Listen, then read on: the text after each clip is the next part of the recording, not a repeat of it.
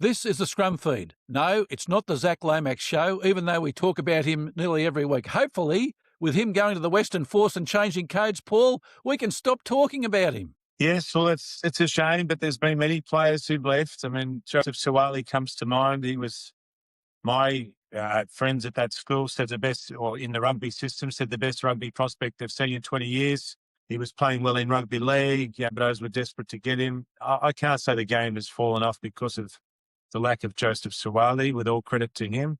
And the game will survive just fine without Zac Lomax. I think the reason he's at the Western Force is because no other club wanted him, not because of talent, but because he's broken 2 contracts. Well, so three clubs in 3 years. Yeah, well, that's why I support Parramatta in that you can't ask for something and then come back and say, oh, actually, if you don't mind, could you do this? So I don't think it's that bad for the game. I think the game will be just fine. It's interesting that most of that Wallabies backline for the World Cup will be rugby league players. So make of that what you will, but it certainly shows, I think, the opposite of the game struggling. It shows that the Union is desperate to get their hands on our top talent. Well, Paul, it didn't take Zac long to find a new team, almost set a world record for signing with the Force. Yeah, I don't know if they're much of a team, though. I don't have to even say with respect to Western Force, because we all know that club rugby union's in trouble in this country.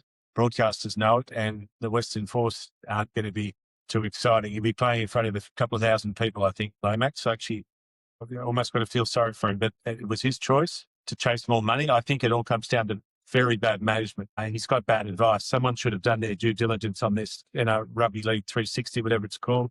It was never going to take off, but they drank the Kool-Aid and they're paying the price. It seems to me, Paul, that this will be the end of us talking about Zac Lomax, but I don't know that I'm going to put money on it just yet. No, I wouldn't be. You're saving it for the Giraffe Guarantee coming up, Professor, if you're so inclined to gamble responsibly. I just think there's been a lot of fuss. I think it was the outcome was exactly as it should have been. Could have been very nasty for the game. No one wants to see. You've seen with Bruce Lindman comes to mind what can happen with hearings. It's just best for everyone. It all goes away, and he'll be back. He will be back in league, I've got no doubt at all, but the game will be just fine. Set restarts are up 35% in round 1, Paul. Good thing? No, the reason is the average winning margin I just saw in round 1 was over 20 points a game, highest since 2002. So set restarts are great if you're for a team that's on top, like the Storm were against the Eels, but it just seemed to be a procession. I know the Storm were the better team on the night. It's just gone too far, I think, in what they wanted to achieve, because you're going to have these blowouts, and I don't think that's what they want. I think they want a closer comp than that. So it's a tricky one. They're going to have to fine-tune it, I think. A lot of people don't know what it's for. You hear that bell ring. It sounds like a cattle auction, but you don't know what it's for. So I know the game pretty well, but I often don't know what it is, and they've started putting up on the screen what it's for. Well, the only thing I know associated with the bell, Paul, is the guarantee. Yeah, well, that's how it should be, ideally, but it's not how it is, unfortunately. So I'm sure they'll tweak that for the good of the game, because no one wants to see blowouts like we're seeing, except for the fans of those teams causing the blowouts. Didn't take long for the Broncos to replace Payne Haas in the centres, Paul. They've gone shopping for Mitch Barnett, who's coming back from the Warriors next year. Yeah, well, I'm all for family, of course, and players leaving for family reasons, but Mitch Barnett's family's in Taree, which is a long way from Brisbane. So it's a tricky one, because if you're going to start letting every player leave because they're not happy and they're homesick, the Warriors are going to lose a lot of players. So I'm not commenting on his family situation, but he could have gone to the Knights. I'm sure they would have wanted him, but the Broncos perhaps was a better offer and definitely a better team. It's a tricky one, because Brisbane-Newcastle isn't a quick flight. It's not too far removed from a trip home from New Zealand. So it is tough, because I know a lot of players have stuck it out at clubs. Cameron Smith at the Storm, every contract renewal, his wife wanted to come back to Brisbane, but he stuck it out. So it's not for me to comment on someone else's family situation, but yeah, it's an interesting signing. He's a very good player. He's what they call a footballer's footballer. So I think that he'll fit right in at the Broncos with Madge Maguire particularly. Quality of the replacement? Oh, it's a 10 for a 7, I'd say. Payne Haas is a 12 out of 10. So he's a good, solid footballer, but you cannot replace Payne Haas. I mean, you just had Pavarotti on stage. You can send whoever up, but they're not going to bang out Ness and Dormer as well as the big man. You can't replace him, but it's not a bad start. Reading one of the dailies this morning, Paul, and I noticed a picture of the Melbourne Storm trophy room. They've got trophies up for winning the 2009 grand finals. Now, I know they won the games, but they were ineligible because of gross salary cap breaches. How come they're still displaying the trophies? That's a bit of a strange one. I think if I ran the Storm, they wouldn't be there. They take pride in actually finishing on top. Cameron Smith, I read it, shows no remorse, or states he has no remorse, which is an interesting comment from a statesman of the club. I think it's a bad look. Storm thinks they won it. You'd have Parramatta Eels fans in particular who would say they didn't. And they think that trophy should be in their trophy cabinet, which is looking pretty bare. I can tell you it fit in quite nicely in the Eels cabinet. Old Mother Hubbard would be happy with it. But anyway, I think it's a bad look. It's a really bad look. And I think they have to own up to the fact that they were caught out. And I hate to draw parallels, but it's almost similar to the peptide saga. We saw what happened with Essendon when it was dragged out and no one wanted to take blame and it's not my fault. Also involved in that saga was the Cronulla Sharks, and it was quickly dealt with. They accepted they did something wrong, and that's how it should have been. There is a time and a place to put your hand up and say, we got it wrong. The Giraffe Guarantee, 2 for 2, Paul, you're at 100%. Yeah, man's actions speak loudest when spoken of by others, Professor. I try and live by that. I'll just keep getting them right and you can comment on it, but I'm enjoying it. I can't promise it'll be great value, but I'll just try and keep getting them right, but I'm pretty certain I'll get it right this week without preempting. Let's review last round, Paul. Who would have thought that with the Eels scoring first against the Storm, that they'd end up on the wrong side of a shellacking? The Storm scored the next 52 points. Yes, and it was just an absolute decimation. The Harry Grant masterclass. It was an amazing performance. The Storm have lost nothing in Pappenhausen leading.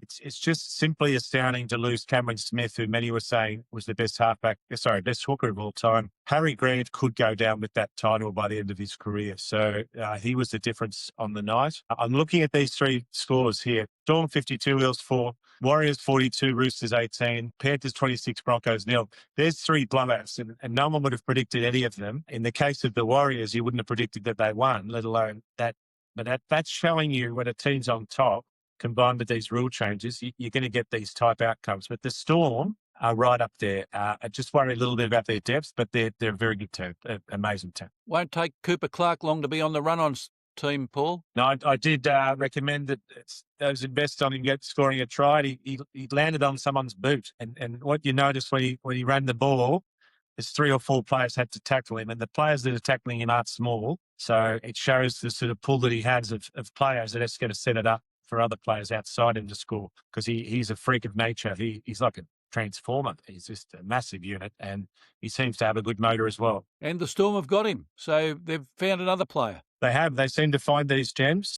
I'm sure he'll play a big role this week because the Storm could score big again this week, so we'll see. You mentioned Warriors against Roosters. No one would have thought the Roosters would lower their colours, but especially by the score of 42-18, the halves were just too good. Your thoughts about Cherry Evans might be correct. They were correct. He just doesn't look like he's going to cut it, and I feel for him this week hiding out on the right-hand side of the defensive line against the Rabbitohs with a body that I've heard, as I said on the show, just isn't up to it. He's been a great player, but the mail is he's just not cutting it. So I might regret those words this time next week after they've played my beloved Rabbitohs, but I have heard he's just past it, unfortunately. So we will see. But the Roosters have a very difficult decision, as I predicted.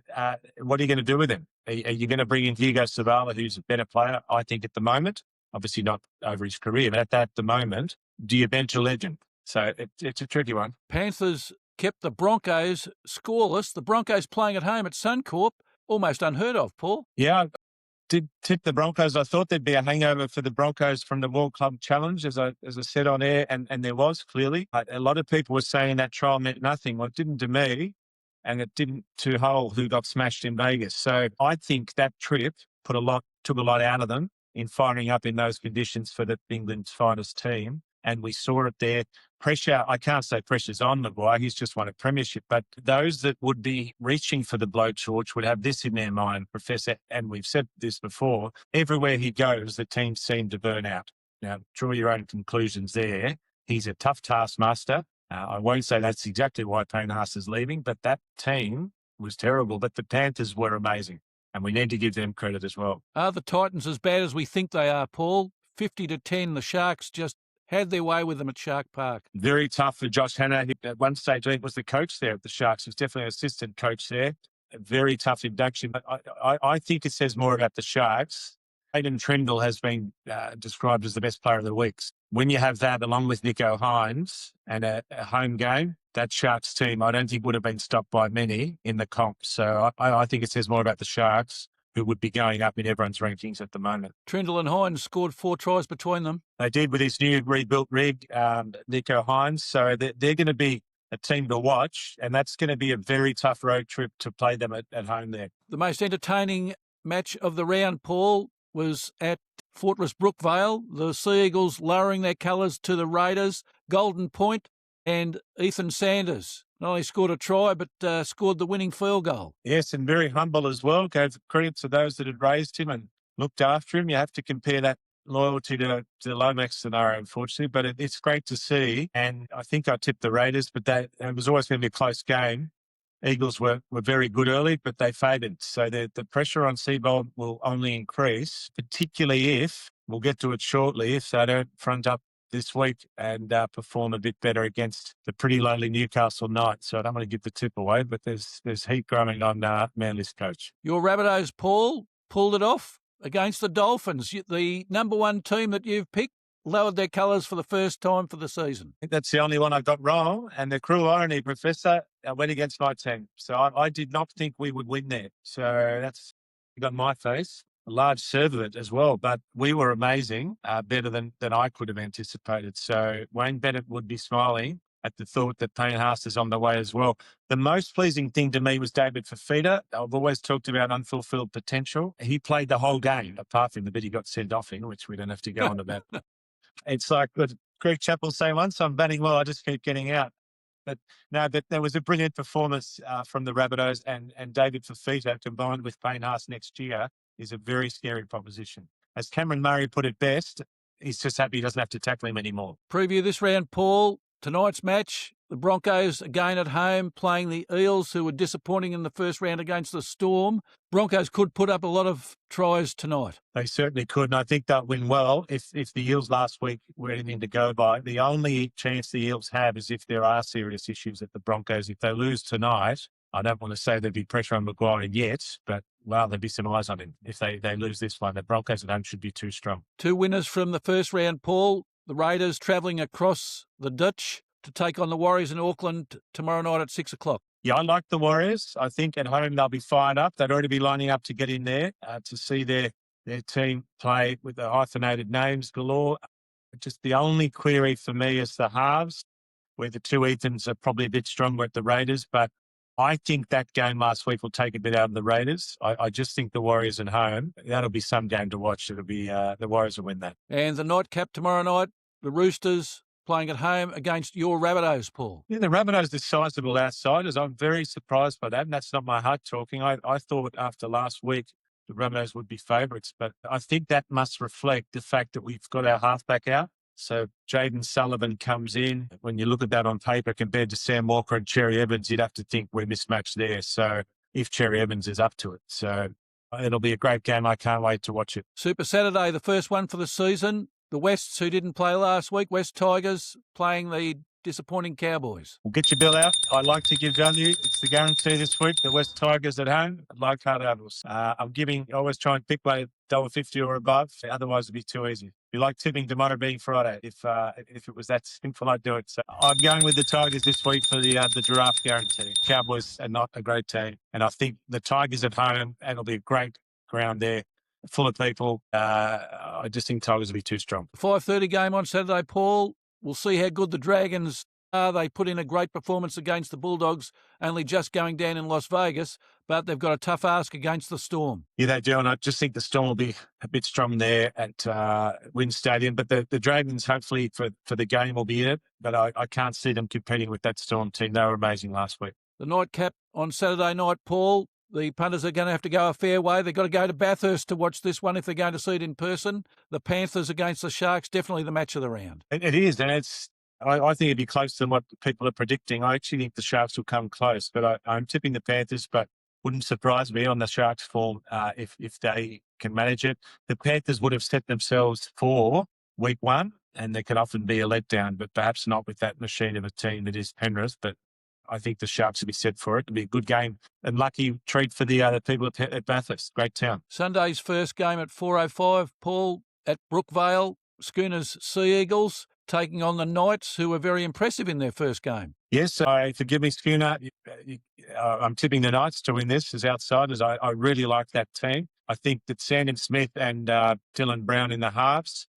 Trick Tonga at the back is amazing. You've got players calibre of Bradman Best. Dane Gagai's playing for a contract extension. It's going to be a great game. It really will be. I really like the Knights. And two of the more disappointing teams out of the first round, Paul, at 6:15 on Sunday. The Dolphins playing at Suncorp against the Titans, so it's a battle of Queensland in one way. Yeah, having said that, though, the Dolphins did score 30, and in most games that'd be enough. They just unfortunately ran into a very hot South Sydney team. So I like the Dolphins, and they'll win well against the Titans. That's all for this week, Paul, on the Scrum feed. Look forward to catching you again next week. Good stuff. Looking forward to it. Thank you.